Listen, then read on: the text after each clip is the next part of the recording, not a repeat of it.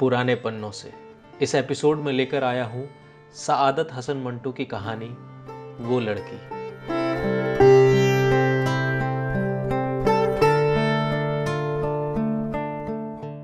सवा 4 बज चुके थे, लेकिन धूप में वही तमाज़त थी जो दोपहर को 12 बजे के करीब थी। उसने बालकनी में आकर बाहर देखा तो उसे एक लड़की नजर आई जो बज़ाहिर धूप से बचने के लिए एक सायादार दरख्त की छांव में आलती पालती मारे बैठी थी। उसका रंग गहरा सांवला था, इतना सांवला कि वो दरख्त की छांव का एक हिस्सा मालूम होता था। सुरेंद्र ने जब उसको देखा तो उसने महसूस किया कि वो उसकी कुर्बत चाहता है, हालांकि वो इस मौसम में किसी की कुर्बत की भी ख्वाहिश ना कर सकता था। मौसम बहुत वाहियात किस्म का था। 4:15 बज चुके थे। सूरज गुरूब होने की तैयारियां कर रहा था, लेकिन मौसम निहायत जलील था। पसीना था कि छूटा जा रहा था। खुदा मालूम कहां से मसामों के जरिए इतना पानी निकल रहा था। सुरेंद्र ने कई मर्तबा गौर किया था कि पानी उसने ज्यादा से ज्यादा 4 घंटों में सिर्फ 1 गिलास पिया होगा। पसीना बिला मुगालबा 4 गिलास निकला होगा। आखिर ये कहां से आया? जब उसने लड़की को दरख्त की छांव में आलती पालती मारे देखा तो उसने सोचा कि दुनिया में सबसे खुश यही है जिसे धूप की परवाह है न मौसम की।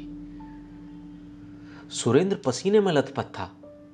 उसकी बनियान उसके जिस्म के साथ बहुत बुरी तरह चिमटी हुई थी। वो कुछ इस तरह महसूस कर रहा था जैसे उसके बदन पर किसी ने मोबिल ऑयल मल दिया है। लेकिन इसके बावजूद जब उसने दरख्त की छांव में बैठी हुई लड़की को देखा तो उसके जिस्म में यह ख्वाहिश पैदा हुई कि वो उसके पसीने के साथ घुल मिल जाए, उसके मसामों के अंदर दाखिल हो जाए। आसमान खाकस्तरी था। कोई भी वसूख से नहीं कह सकता था कि बादल है या महज गर्दो गुबार।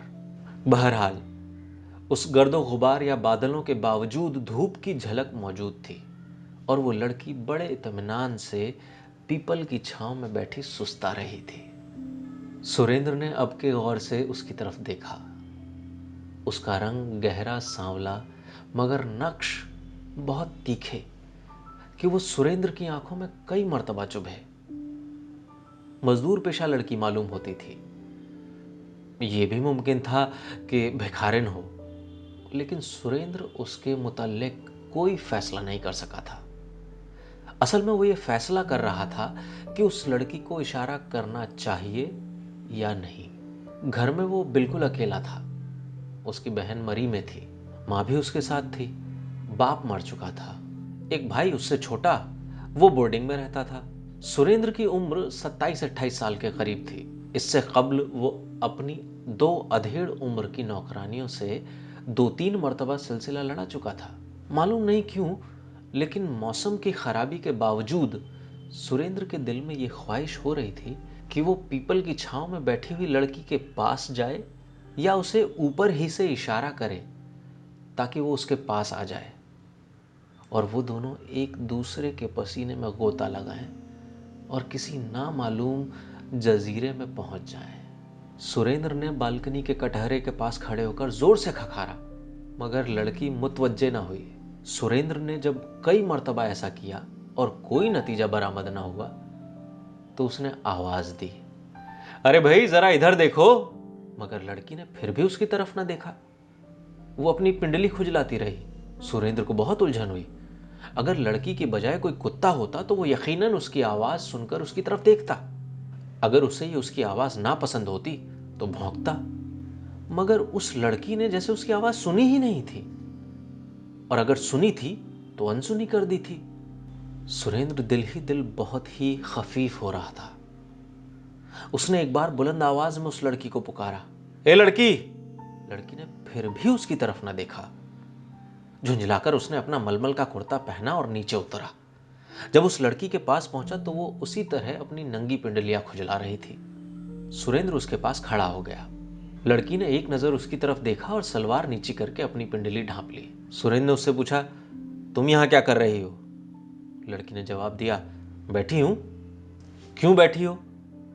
लड़की उठ खड़ी हुई। लो, अब खड़ी हो गई हूं। सुरेंद्र बौखला गया। इससे क्या होता है? सवाल तो ये है कि तुम इतनी देर से यहां बैठी क्या कर रही थी? लड़की का चेहरा और ज्यादा संवला गया। तुम चाहते क्या हो? सुरेंद्र ने थोड़ी देर अपने दिल को टटोला। मैं क्या चाहता हूं? मैं कुछ नहीं चाहता। मैं घर में अकेला हूं। अगर तुम मेरे साथ चलो तो बड़ी मेहरबानी होगी। लड़की के गहरे सांवले होठों पर अजीबो गरीब किस्म की मुस्कुराहट नमूदार हुई। मेहरबानी? काहे की मेहरबानी? चलो। और दोनों चल दिए। जब ऊपर पहुंचे तो लड़की सोफे के बजाय फर्श पर बैठ गई और अपनी पिंडली खुजलाने लगी। सुरेंद्र उसके पास खड़ा सोचता रहा कि अब उसे क्या करना चाहिए। उसने उसे गौर से देखा। वो खूबसूरत नहीं थी, लेकिन उसमें वो तमाम कोसें और वो तमाम खतूत मौजूद थे जो एक जवान लड़की में मौजूद होते हैं। उसके कपड़े मैले थे, लेकिन इसके बावजूद उसका मजबूत जिस्म उसके बाहर झांक रहा था। सुरेंद्र ने उससे कहा, यहां क्यों बैठी हो? इधर सोफे पर बैठ जाओ। लड़की ने जवाब में सिर्फ इस कदर कहा, नहीं। सुरेंद्र उसके पास फर्श पर बैठ गया। तुम्हारी मर्जी। लो अब ये बताओ कि तुम कौन हो और दरख्त के नीचे तुम इतनी देर से क्यों बैठी थी? मैं कौन हूं और दरख्त के नीचे मैं क्यों बैठी थी, इससे तुम्हें कोई मतलब नहीं। लड़की ने यह कहकर अपनी सलवार का पांचा नीचे कर लिया और पिंडली खुजलाना बंद कर दी।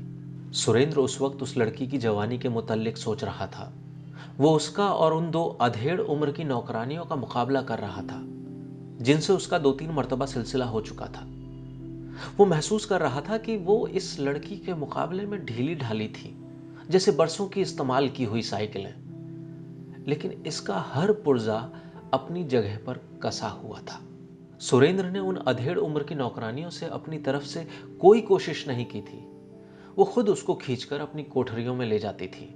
मगर सुरेंद्र अब महसूस करता था कि यह सिलसिला उसको अब खुद करना पड़ेगा। हालांकि उसकी तकनीक से कतई नावाकिफ था।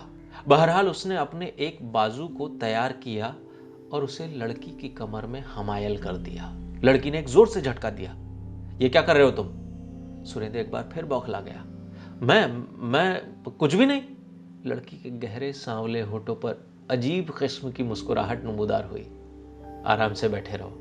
सुरेंद्र आराम से बैठ गया, मगर उसके सीने में हलचल और ज्यादा बढ़ गई। चुनाचे उसने हिम्मत से काम लेकर लड़की को पकड़कर अपने सीने के साथ भींच लिया। लड़की ने बहुत हाथ पांव मारे, मगर सुरेंद्र की गिरफ्त मजबूत थी। वो फर्श पर चित्त गिर पड़ी। सुरेंद्र उसके ऊपर था। उसने धड़ाधड़ उसके गहरे सांवले होठ चूमने शुरू कर दिए। लड़की बेबस थी। सुरेंद्र का बोझ इतना था कि उसे उठाकर फेंक नहीं सकती थी। बवजह मजबूरी वो उसके गीले बोसे बर्दाश्त करती रही। सुरेंद्र ने समझा कि वो राम हो गई है, वशीभूत हो गई है। चुनाचे उसने मजीद दराज दस्ती शुरू की। उसकी कमीज के अंदर हाथ डाला। वो खामोश रही। उसने हाथ पांव चलाने बंद कर दिए। ऐसा मालूम होता था कि उसने मुदाफत को अब फजूल समझा है। सुरेंद्र को अब यकीन हो गया कि मैदान उसी के हाथ रहेगा। चुनाचे उसने दराज दस्ती छोड़ दी और उससे कहा, चलो आओ पलंग पर लेटते हैं। लड़की उठी और उसके साथ चल दी। दोनों पलंग पर लेट गए। साथ ही तिपाई पर एक तश्करी में चंद माल्टे और एक तेज छुरी पड़ी थी। लड़की ने एक माल्टा उठाया और सुरेंद्र से पूछा, मैं खा लूं? हाँ हाँ, एक नहीं सब खा लो। सुरेंद्र ने छुरी उठाई और माल्टा छीलने लगा, मगर लड़की ने उससे दोनों चीजें ले ली। मैं खुद छील लूंगी। उसने बड़ी नफासत से माल्टा छीला, उसके छिलके उतारे, फांकों पर से सफेद सफेद झिल्ली हटाई, फिर फांकें अलहदा की। एक फांक सुरेंद्र को दी, दूसरी अपने मुंह में डाली और मजा लेते हुए पूछा, तुम्हारे पास पिस्तौल है? सुरेंद्र ने जवाब दिया, हाँ। तुम्हें क्या करना है? लड़की के गहरे सांवले होठों पर फिर वही अजीबो गरीब मुस्कुराहट नमूदार हुई। मैंने ऐसे ही पूछा था। तुम जानते हो ना कि आजकल हिंदू मुस्लिम फसाद हो रहे हैं। सुरेंद्र ने दूसरा माल्टा तश्तरी में से उठाया। आज से हो रहे हैं, बहुत दिनों से हो रहे हैं।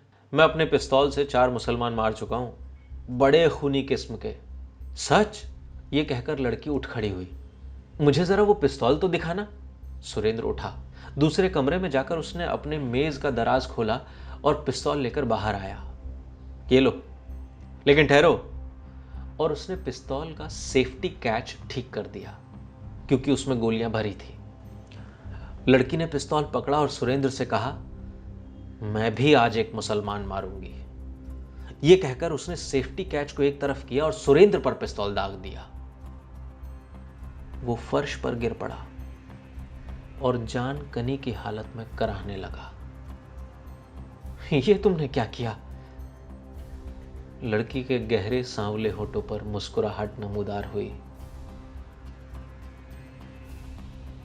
वो 4 मुसलमान जो तुमने मारे थे, उनमें मेरा बाप भी था।